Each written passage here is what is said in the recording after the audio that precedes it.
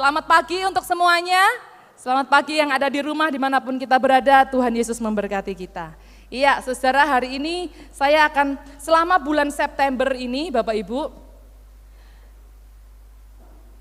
bulan keluarga. Kita akan memperingati sebagai bulan keluarga sehingga akan ada banyak tema-tema khotbah, akan ada persembahan-persembahan yang bertemakan tentang keluarga, saudara. Ya, hari ini saya akan mengambil di dalam Kejadian pasal yang ke-16, saya mengajak kita untuk membuka Alkitab kita. Kejadian pasal yang ke-16, ayat yang pertama sampai yang ke-16, tapi kita hanya akan membaca ayat yang pertama sampai yang ke-6 saja. Jikalau sudah menemukan, saya undang kita bangkit berdiri sekali lagi. Kita akan membaca secara bergiliran, saudara-saudara. 1 saya, 2 Bapak Ibu, 1 sampai 6 kita akan baca secara bergiliran. Demikian firman Tuhan, Hagar dan Ismail. Adapun Sarai, istri Abram itu tidak beranak. Ia mempunyai seorang hamba perempuan, orang Mesir, Hagar namanya.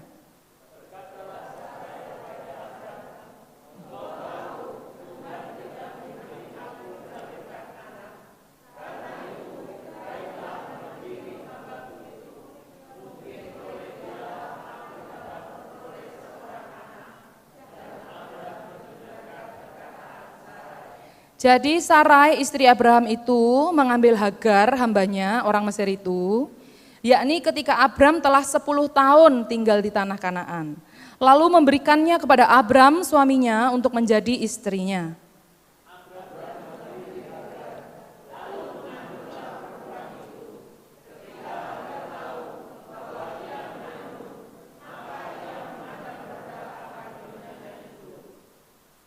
Lalu berkatalah Sarai kepada Abram, penghinaan yang kuderita ini adalah tanggung jawabmu. Aku yang memberikan hambaku ke pangkuanmu, tetapi baru saja ia tahu bahwa ia mengandung. Ia memandang rendah akan aku. Tuhan kiranya menjadi hakim antara. Kata Abram kepada Sarai, hambamu itu di bawah kekuasaanmu. Perbuatlah kepadanya apa yang kau pandang baik. Lalu Sarah menindas Hagar sehingga ia lari meninggalkannya. Amin. Silakan duduk Bapak Ibu. Saudara, beberapa hari ini mulai Agustus kemarin anak saya mulai sekolah, saudara. Itu ya, mulai TK. Nah, tidak pernah terbersit dalam pikiran saya. Ternyata punya anak, kalau masih TK gitu ya, masih kecil gitu, orang tua itu harus menyediakan bekal, saudara. Ya, jadi saya tuh tiap hari sekarang sudah mulai mikirin besok, pokoknya di minggu gini terus pikiranku, Senin nih. Soalnya kenapa? Udah mikirin menu bekalnya itu loh apa. Lah karena anu tak masakin nasi goreng ndak dimakan, tak bikinin susi-susian, susi-susi milik itu ya, ndak dimakan. Pulang tuh masih utuh gitu loh. Tak bikinin apa lagi ya? Rawon yo ndak dimakan, yo ngalah. Saya itu sampai bingung, saudara. Ya, akhirnya kok David ini bilang begini, kamu itu mbok kayak Tante Eva, bikin sushi itu jangan digini dengan hati gitu loh. Karena heran enggak tahu saudara, kalau saya yang bikin sushi enggak dimakan, tapi kalau Tante Eva yang bikin sushi entek, pulang tuh habis.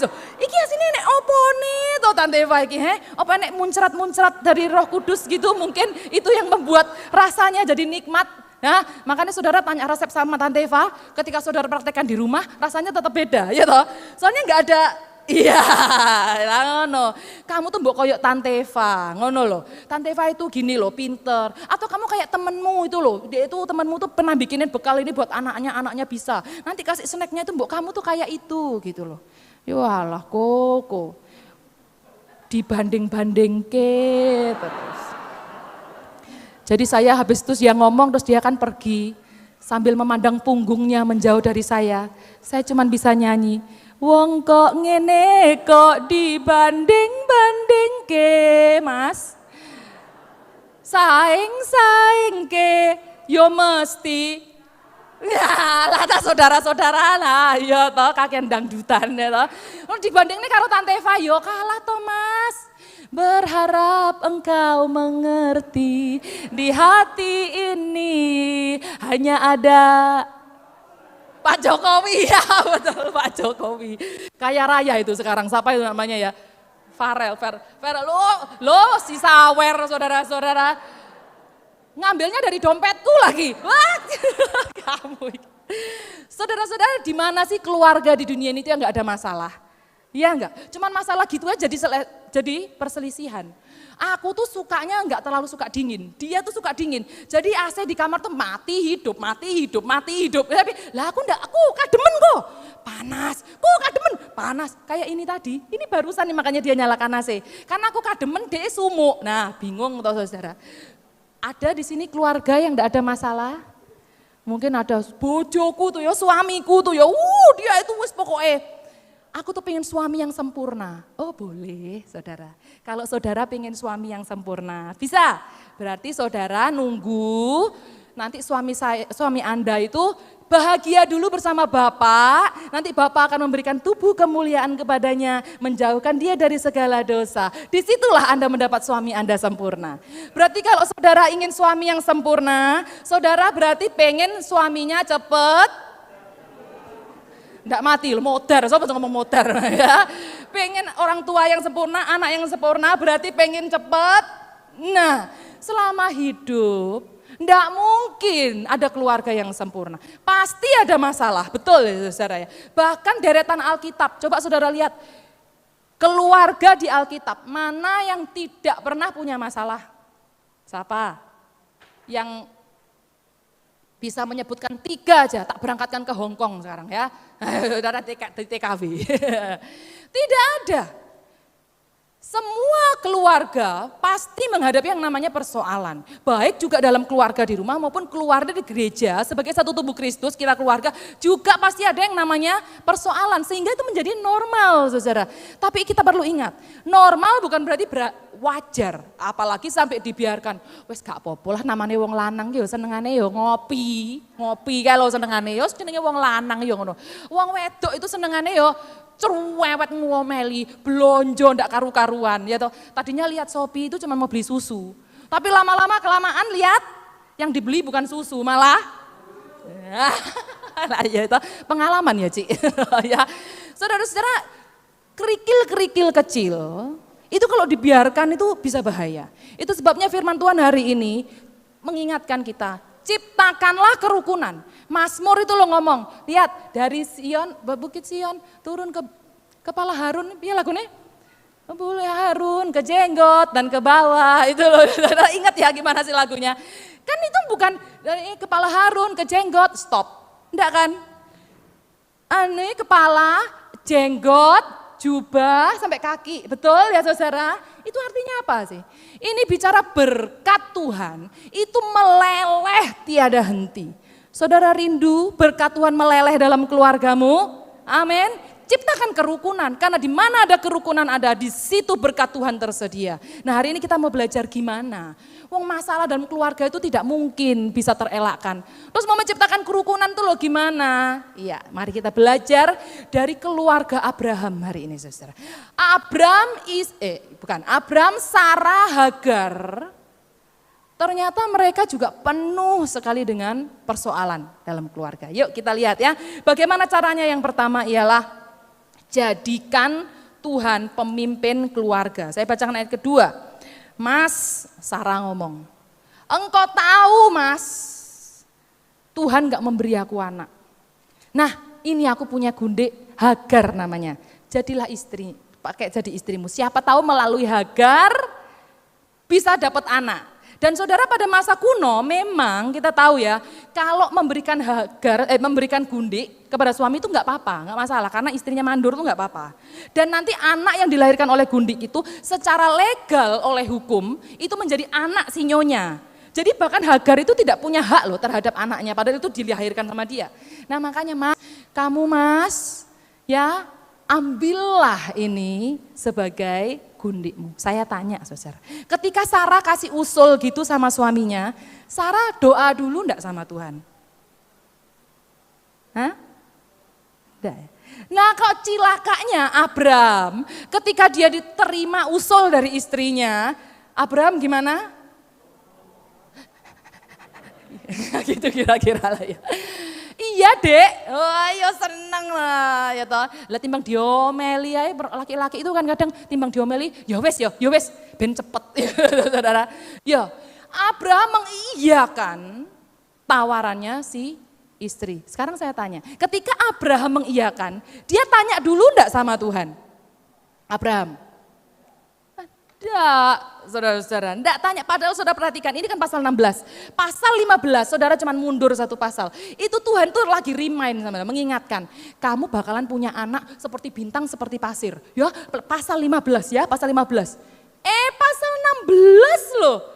Sudah enggak percaya, langsung ambil jalan pintas. Langsung, ya wis, aku mau ambil Hagar. Dan benar apa saudara akibatnya? Orang yang tidak tanya Tuhan, tidak mau menjadikan Tuhan pemimpin, hanya penderitaan ujungnya.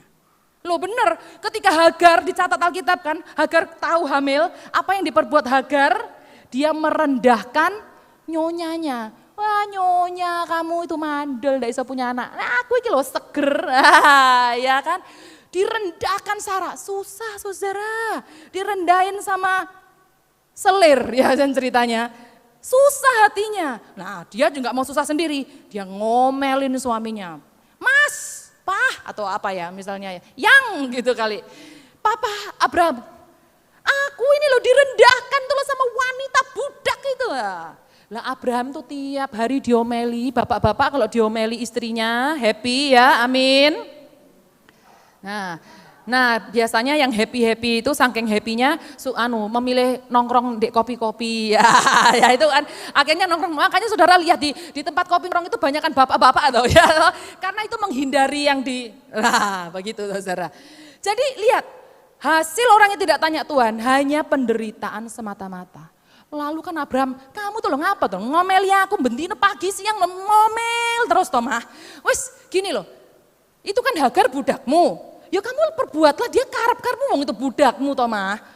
Benar, oh iya benar juga. Lalu Sarah akhirnya menindas Hagar. Bahkan saudara tahu di dalam bahasa aslinya kata menindas itu bisa sampai mengancam nyawa si Hagar. Sampai mengancam janinnya, mati gimana? Makanya Hagar sampai minggat saudara-saudara. Dia wes enggak mikir lagi, iki gimana ini sama tuanku atau gimana. Wes pokoknya dia langsung minggat.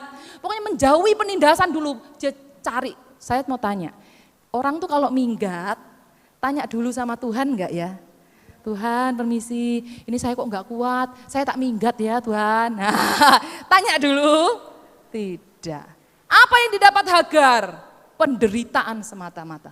Wow saudara kita lihat ya, orang yang tidak tanya Tuhan, cuman penderitaan semata-mata. Nah di sini Tuhan mengingatkan kita melalui cerita Abraham, Sarah dan Hagar. So, mari kita jadikan Tuhan pemimpin. Tanya Tuhan, aku kudu piye Tuhan? Nah, aku harus bagaimana ya Tuhan? Kenapa kita harus jadikan dia pemimpin? Mengapa? Karena di dalam ayat 9 sampai 14 saudara bisa baca. Di situ Tuhan itu menampakkan diri kepada Hagar. Hagar kan tadi minggat ke padang gurun kan? Nah, padang gurun di sampingnya ada sebuah mata air, sumur. Dia duduk di situ sambil nangis lah kira-kira, ya toh. Delalah Tuhan datang menjumpai si Hagar. Saudara perhatikan ya, Tuhan itu tanya dua hal kepada Hagar. Hagar, kamu dari mana? Kamu mau kemana? Jadi dua ya tanyanya, dari mana dan mau kemana? Tuhan tanya dua. Tapi saudara kalau lihat jawaban Hagar itu cuma jawab salah satu, yaitu aku lari meninggalkan nyonyaku. Tapi dia enggak menjawab mau pergi kemana, enggak. Karena Hagar enggak tahu mau minggat kemana, enggak tahu. Wes pokoknya aku pergi dulu meninggalkan itu, aku ditindas enggak kuat aku. Pokoknya gitu, minggat aja duluan gitu loh saudara ya. Hagar, dia menjawab Tuhan, aku enggak tahu Tuhan. Nah, lalu Tuhan ngomong gini, oh kamu ditindas sama nyonyamu. Tenang Hagar, lihat ya, aku akan balas sama Sarah. Mana Sarah? Tak balas, kamu kok jahat sama orang kan enggak boleh gitu. Gitu saudara? Tidak. Tuhan mengatakan, Hagar, kamu ditindas ya. Oh ya. Sekarang gini ya Hagar, kamu kembalilah kepada nyonyamu, biarkan kamu ditindas oleh dia ya. Toh, Tuhan ini kata-katanya menghibur dan mengkuatkan ya saudara-saudara ya. Saudara kira-kira kalau jadi Hagar mau balik enggak? Mau enggak? Hagar, aku tahu loh kamu ditindas. Ya wes sekarang balik, oh biar kamu ditindas lagi ya. Tuhan menghibur ya saudara ya. Tuhan ini piye loh kok aku ini ditindas kok malah suruh menerima penindasan.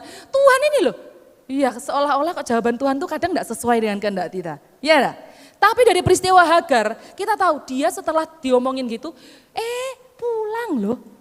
Pulang beneran loh dia ke rumah nyonyanya dan menerima penindasan. Kenapa? Kenapa kok Hagar mau pulang? Karena dia mengerti saudara. Setelah Tuhan ngomong suruh pulang, Tuhan kasih janji sama Hagar. Hagar, kamu bentar lagi ya nak, kamu akan melahirkan anak laki-laki dan kau akan menamai dia Ismail. Ya, dan aku akan buat anak itu banyak karena dia juga anaknya Abraham. Anak ini lakuannya akan seperti keledai, tangannya akan nonjok orang, tangan orang juga akan nonjok dia. Pokoknya suka tonjok-tonjokan dan benar kan dia biang kerok sampai hari ini kan saudara ya keturunannya. Lihat saudara ya, tapi tenang aku akan memberkati kamu ya anakmu Ismail. Saudara mau tahu arti Ismail apa? El itu Elohim, Tuhan. Ismail artinya Tuhan mendengarkan. Setelah Hagar dengar janji Tuhan itu, nah dia tadi kan duduk di samping apa? Sumur ya. Disitulah dia menamai sumur itu sumur El-Roi atau Kokoku. Lah Zam-Zam. Maksud Mbak itu Zam-Zam ya? Kokoku itu loh namanya. Lahai-Roi atau El-Roi sama. El-Roi itu apanya? El itu kan Elohim. Roi itu melihat. Jadi Tuhan melihat. Jadi dari peristiwa ini, Tuhan tuh pengen ngomong sama Hagar, Hagar, kamu ditindas, aku tahu. Aku tahu kamu mengalami penderitaan. Kenapa? Sebab aku Ismail dan aku El-Roi. Aku Allah yang mendengar dan aku Allah yang melihat engkau. Sebab itu aku tahu, saudara-saudara dan benar. Seharusnya kehadiran Ismail dalam rumah tangganya Abraham. Tuhan tuh pengen ngomong, ngajarin Abraham sama Sarah. Abraham, Sarah, doa 10 tahun enggak dijawab. Susah toh? Aku tahu kamu tuh doa minta anak, nangis, belum lagi dicibir sama tetangga. Ya toh? Aku tahu susah hatimu Abraham, Sarah, tapi seharusnya di dalam masa penantianmu, kamu berharap kepadaku, kamu berseru kepadaku minta kekuatan sama aku, bukan cari jalan pintas kirim Hagar. Lihat. Caramu yang berlaku, penderitaan yang kau terima. Kamu tidak tanya aku. Saudara, ini pun juga mengingatkan kita hari ini. Tampaknya kita hari ini punya masalah banyak. Seolah-olah udah doa, Tuhan tuh kok koyok, gimana ya, adem-adem gitu ya. Gimana loh Tuhan? Mungkin Tuhan sudah tidak peduli. Dan ini yang buat kita seringkali tidak kuat. Betul kan saudara? Tuhan hari ini mengingatkan kita melalui janjinya. Yaitu dia adalah Allah yang Ismail dan dia Allah yang El-Roi. Dia Tuhan yang mendengar dan dia Tuhan yang melihat. Sebab itu mari kita berharap kepada Tuhan. Cuman kan memang kadang waktu timingnya itu loh gak tepat. Saya kan timingnya now. Aku pengen sembuh now, sekarang. Nah Tuhan ngomong tunggu dulu. Nah timingnya ini loh, saya sama Tuhan ini seringkali gak match kan. Itu yang membuat kita tuh jadi gak cocok. Tapi percayalah, waktunya Tuhan pasti yang terbaik. Amin saudara. Sebab itu mari kita hari ini apapun persoalan kita, baik di dalam rumah, baik di dalam gereja, keluarga Kristus, apapun masalah yang kita alami hari ini Tuhan, saya mau tanya Tuhan, saya harus gimana? Tuhan tahu kan saya terus disakiti, Tuhan tahu kan? Tuhan saya enggak mau cari jalan pintas, saya mau tanya Engkau. Saudara mau jadikan Tuhan pemimpin hidupmu? Amin. Di situ Tuhan akan memberkati keluarga kita. Yang kedua Bapak Ibu, di dalam ayat yang kelima saya bacakan untuk kita. Mana? Lalu berkatalah Sarai pada Abraham, penghinaan yang kuderita ini tanggung jawabmu Mas. Wah dan seterusnya. Ya. Bahkan dikatakan dalam bahasa Inggris, KJV ya, King James Version. Itu begini. This violence is 40. Jadi malapetaka yang aku terima ini kan Sarah ngomong kan. Sarah ini kan lagi direndahin sama budak. buset budak ngerendahin nyonya loh ini. Malapetaka yang aku terimain mas, kiranya tertimpa atas kamu mas. Gitu loh. Jadi dia itu ngutukin suaminya. Bapak-bapak kalau dikutukin istri, masih tetap dikasih bulanan enggak? Oh ngopi lah kalau Bobby. ya. Ya saudara, ini Sarah ngutukin Abram. Bapak Ibu perhatikan ya, saya mau tanya. Tadi yang ngusulin siapa? Sarah. Yo Sarah yang ngasih usul, terus sekarang terjadi malapetaka, terus dia yang ngomel. Adil enggak itu buat Abram? Ya enggak fair toh. Betul enggak saudara? Abram kalau enggak ditawari dia juga pasti enggak berani ngambil gundik. Iya saudara, Adam, bener enggak? Ini sama-sama, Sarah sama Hawa ini sama-sama ini. Sama-sama enggak yakin sama janji Tuhan. Lalu sama-sama nawarin ke suaminya, betul ya? Dan sama-sama suaminya iya sama usulan itu. Dan sama-sama timbul malapetaka dan endingnya apa? Sama-sama menyalahkan. Lemparin itu, Hawa nyalain Adam, Adam nyalain ular. Untung ular enggak ngomong, "Lah siapa suruh nyiptain aku?" Iya kan? Berarti kan ular juga nyalain Tuhan. Habit melempar kesalahan ini loh saudara, itu tuh menjadi hal yang sangat pelik dalam keluarga. Bisa menjadi masalah yang sangat besar dalam keluarga. Akarnya apa sih sebenarnya kok suka ngelempar kesalahan? Akarnya apa? Egois. Aku yang benar, kamu pasti salah. Ya kan? Kalaupun kamu benar, tetap saya nggak mungkin salah. Ya toh? Ya, orang egois. Suatu hari Alkisah, ada suami kan, saudara, kerja dari pagi sampai sore, lalu sore-sore kan harus capek tuh pulang. Lalu dia, "Mam, sore pulang." Sepi. Ternyata dia lihat anak dan istrinya sedang tidur. Hah? Aku sepanjang hari kerja kamu bobo. Oke ya, tidak apa-apa, besoknya. Kerja, pulang sore, suami istrinya ada lagi nyapu-nyapu. Tidak lama terdengar suara, "Misi, paket." Istrinya keluar, dibuka. Sepi bibi. Ya kan, 8, 9 bentar lagi ya kan. Aku susah cari uang, kamu cuman belanja shopping online naik kerjamu, gitu ya kan. Tidak apa-apa, besoknya gitu-gitu. Akhirnya dongkol si suami ini saudara. Nah, suatu malam dia berdoa sama Tuhan, "Tuhan, aku tidak kuat lihat istriku ini. Aku ini sudah susah payah cari kerja. Di foya-foya, deloken Tuhan bojoku." Akhirnya suami ini bilang gini, "Tuhan, aku minta 30 hari aja Tuhan. Tolong Tuhan, aku mau ganti peran sama istriku." Ya, ganti gender gitu ya. Biarkan istriku jadi aku supaya dia tahu betapa susahnya cari uang pagi sampai sore kerja. Ya Tuhan, 30 hari aja. Amin. Tidur besok pagi mujizat terjadi. Beneran saudara, rohnya itu switch gitu ya, gantian. Jadi roh istri ke suami gitu, ngerti ya maksud saya ya. Lah akhirnya beneran si suaminya atau istrinya ini, suami pergi berangkat kerja. Nah istrinya ini di rumah kan asik, gak kerja kan lele. Ayo bekalku mana mas, seragamku mana? Oh iya aku punya anak, oh iya saya tunggu. Oh makan, oh iya udah ngantar anak sekolah, naik sepeda pulang lagi. Dia lihat, loh cuci piring yo bener ya cuci piring. Loh lagi baju kotor, siapa yang, oh iya kan saya ibu rumah tangga, ya baju kotor. Loh setrikaan, loh belum dijemur. Ya ampun iki kos kaki bojoku, biasanya ya gitu ya buka sepatu kos kaki piar. Loh handuk setelah mandi ngene iki ya. Itu suaminya siapa itu ya. Habis mandi handuk taruh di mana-mana begitu. Waduh ya wis. Wah hari pertama aduh. Seminggu berlalu dia menjadi ibu rumah tangga, mulai seminggu enggak apa-apa. Minggu kedua mulai itu obatnya itu Merislon.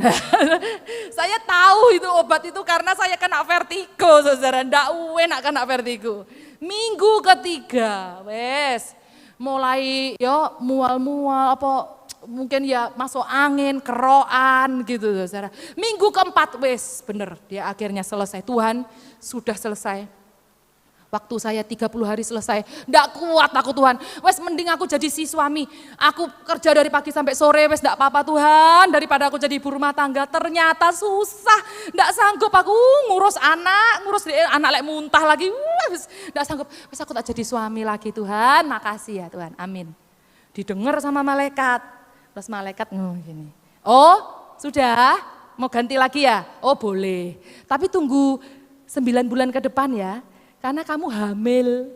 Iya, saudara, langsung ngurus rumah setengah mati, apalagi sekarang tambah bobot. Rasakno gue melahirkan. Makanya bapak-bapak tolong istri-istrinya jangan dihamili. Jangan dihakimi. Dihamili boleh wong bojone. Ya, kita tuh kan sering kali melihat tuh orang tuh kok penak mentoh hidupmu ya. Kita tuh tidak berada di sepatu dia. Kita tidak pakai sepatu dia, kita tidak mengerti posisi dia. Sebab itu jangan terlalu cepat mengambil keputusan untuk menghakimi orang. Untuk melempar kesalahan, itu enggak fair. Apalagi melempar kesalahan yang mungkin kita yang buat. Saya takut saudara, ini pun juga kita lakukan di rumah. Saya itu pernah kan keluar sama Ko David, sama kami makan di restoran.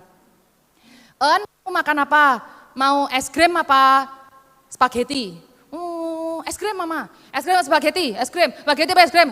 Pokoknya dia kekeh es krim, ya es krim, ya wes dia makan, enak.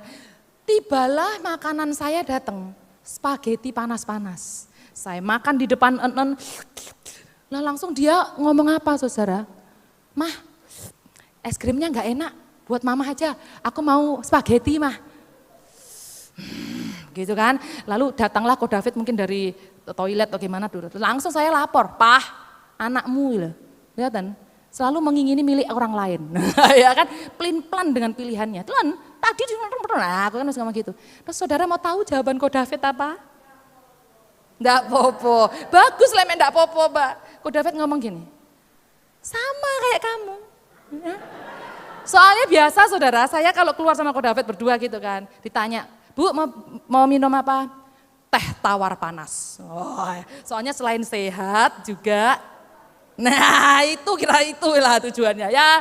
Terus, kalau bapak apa? Jus alpukat. Waduh, jangan tuh, teh tawar panas saya. Cukup aku teh tawar di rumahmu, kena papamu teh tawar terus. Wis sekali aku tak jus alpukat ngono ya. Yo sakne juga, yo kamu iki mantu ya. Ya. Oke, ojo dilaporne saudara ya. Tibalah minuman kami. Sambil saya minum teh tawar panas itu, saya minum dengan penuh penderitaan saudara. Lawang saya melihat pemandangan saya sambil lihat dia nyeruput jus alpukat dengan susu kental manis coklat. Langsung saya ngomong, saya kan istri yang baik. Saya nggak mau kamu diabetes sendirian. Saya bantu ya. Nyoh kamu teh tawar aja, jadi perhatikan dulu saya. Saya tuh nyalain padahal ternyata tuh meniru mama. Jangan-jangan seringkali kita tuh nyalain orang, jangan-jangan di dalamnya ada faktor kesalahan. Kowe iki bocah kowe muales, wes SMP kok bangun tetap dibangunin gitu misalnya. Ya muales udah gede. Coba ya kita refleksi. Jangan-jangan waktu anak itu kecil, tambah-tambah gede, anak itu sudah mau bangun pagi. Aduh sudah bangun, kasihan. Wes gorden ditutup lagi, pasang AC, kasih selimut, bubuk lagi. Jadi padahal anaknya udah mau bangun. Tapi bubuk lagi, bangun siang enggak apa-apa nak, enggak apa-apa. Lah anak ini kan tambah gede, habit bangun siang itu kan tercipta. Sampai SMP dia terbiasa bangun siang terus langsung kita tembak. Loh jangan-jangan karena itu kita enggak salah. Kamu anak kok tukang marah kamu tuh, pemarah kamu tuh anak tukang marah. Kita ngatain anak tukang marah, kita sambil enggak fair saudara. Gak adil, kenapa sih sebenarnya habit lempar kesalahan ini apa sih? Egois. Nah ini sifat yang harus berubah. Saya pun juga demikian. Solusi yang Tuhan ingin berikan kepada kita melalui peristiwa ini itu apa? Rendahkan diri dan terapkan prinsip saling. saling menjalankan perannya. Sama di dalam Matius 7 ayat 12 dikatakan, apa yang ingin kamu lakukan sama orang lain, perbuatlah demikian juga kepada mereka. Betul ya? Apa yang kamu orang lain pengen lakukan buat you do it first to them. Kamu juga lakukan sama mereka. Sehingga prinsipnya jangan cuma pengennya cuma tapi enggak mau pengennya dimengerti, diberi, diampuni, dikasih, dikenal, ditraktir, pengennya dadi tok. Tapi enggak mau mengampuni, menerima, memberi, mentraktir, memperhatikan. Loh saudara, itu namanya cinta sebelah tangan. Itu sebabnya firman Tuhan mengatakan ini loh, yuk dengan kita saling mau dan mau ini, disitulah hubungan akan kuat. Disitulah hubungan akan akur dan berkat Tuhan akan diberikan kepada kita. Saudara-saudaraku, mungkin saudara bertanya, loh pendeta, enak ya begitu, kamu enggak tahu itu pasanganku. Masa harus aku terus yang ngalah? Hah? Masa harus aku terus yang sama dia, mengampuni, menerima, memperhatikan, memberi. Masa harus aku terus, dia itu tidak menjalankan perannya. Kalau aku ngalah terus ya capek toh aku. Gitu kan. Firman Tuhan ingin ajarkan kita. Tetap lakukan bagian kita. Lakukan peran kita yaitu mengasihi mereka. Bahkan Tuhan mengatakan kasih mereka yang menganiaya kamu dan berdoalah bagi mereka. Wow, tetap lakukan bagian kita dan kita serahkan kepada Tuhan. Kita berserah kepada Tuhan. Ya Bapak Ibu, saya minta satu orang boleh mungkin untuk maju ke depan bantu saya. Boleh satu orang? Silakan satu orang. Enggak usah 10, enggak usah banyak-banyak. Ya enggak usah banyak. Oh enggak ada ya. Satu orang aja, permisi, ada yang mau ke depan bantu saya? Ayo, dapat 1 unit Toyota, wes, ayo. Brosurnya aja. Ayo boleh enggak ada satu? Ya ampun cuma suruh maju. Ayo Koheber minta tolong, ayo Koheber. Bantu saya Koheber. Minta tolong Koheber. Terima kasih Pak.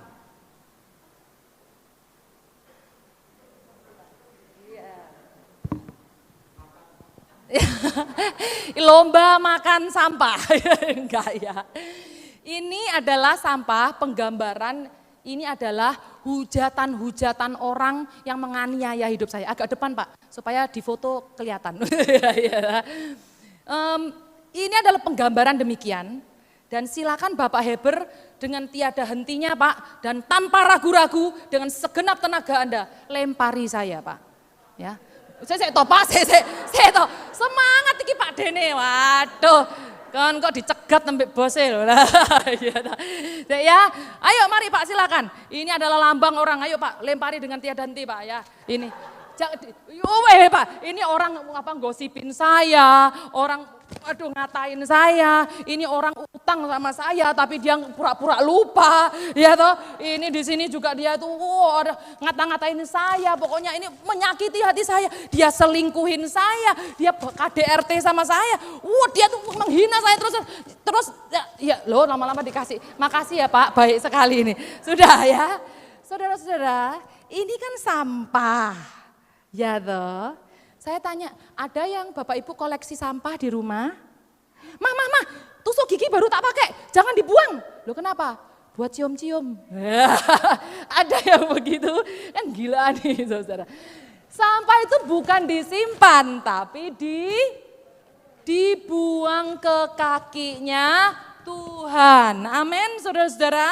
Berikan tepuk tangan dulu dong buat Tuhan kita ya. Misi Pak, terima kasih Pak. Oke, terima kasih taruh situ. Iya, saudara-saudara, enggak ada orang mau koleksi sampah. Jangan bawa sampah itu kalau begitu. Kita tuh bawa berat badan aja udah ngos-ngosan ya. Jangan bawa sampah saudara, berat. Biarkan kasih Tuhan, gitu kan. Mari kita serahkan sama Tuhan.